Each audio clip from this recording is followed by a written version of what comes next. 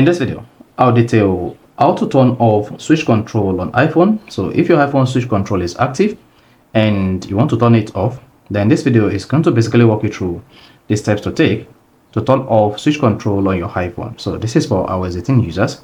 So if you're using iOS 17.5 or earlier model, you can follow the same approach to turn off the switch control on your iPhone. So if I don't know this video, if you found this video helpful and informative, please don't forget to like and subscribe. Now, to turn off switch control on your iPhone, all you just need to do is go to your iPhone settings. On the settings page, scroll down and then locate accessibility and click on it. Once you selected accessibility, you want to scroll down the accessibility page until you get to switch control here and click on it. Then once you click on it, then locate switch control and tap on it. Then choose the part that says, are you sure you want to turn off switch control? Go ahead and click on yes. Then once you selected that, you see the switch control turned off on your iPhone. So that's how you can easily turn off switch control on iPhone on iOS 18. If you found this video informative, please don't forget to like and subscribe.